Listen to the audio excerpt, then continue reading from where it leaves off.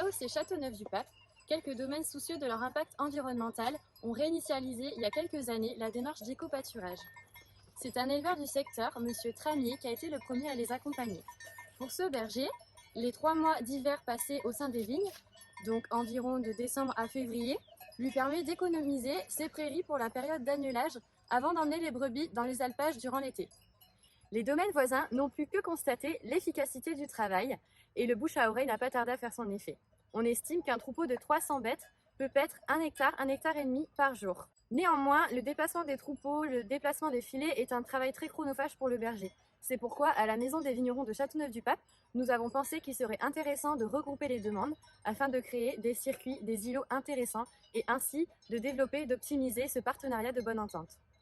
En 2019, la demande a fortement augmenté, si bien qu'il nous a fallu trouver un deuxième éleveur. Nous avions environ 400 hectares en demande pour 37 domaines représentés. En 2020, c'est 600 hectares qui ont été enregistrés pour une 50aine de domaines. Justement, écoutons le témoignage de l'un de nos vignerons, Julien, du domaine des Trois-Celliers. Bonjour Julien, est-ce que tu peux nous raconter comment et pourquoi le domaine s'est engagé dans cette démarche d'éco-pâturage? Alors, en 2008, quand j'ai repris le domaine, on réfléchissait à des pratiques plus écologiques. Donc, on s'est lancé naturellement dans le bio. Et on s'est rendu compte avec le temps que le bilan carbone, quand même, s'alourdissait un peu avec tous les passages de tracteurs pour les labours, pour les tontes d'herbe, tout ça.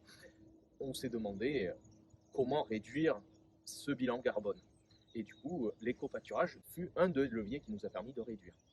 Alors, comment en fait les moutons vont venir paître et en même temps ils vont faire effectuer un léger labour du sol, ce qui va nous faire gagner quand même pas mal de temps pour le printemps.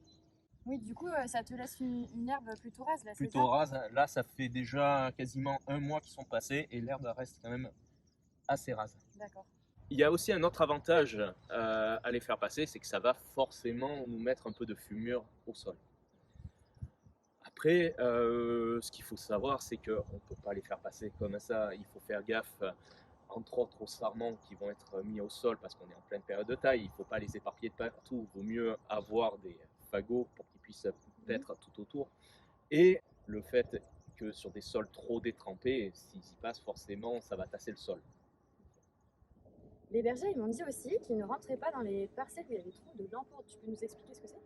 Oui, bien sûr. Les lampourdes, c'est des adventices, donc des mauvaises herbes, qui ont des pics au bout et qui vont se mettre forcément dans le lainage.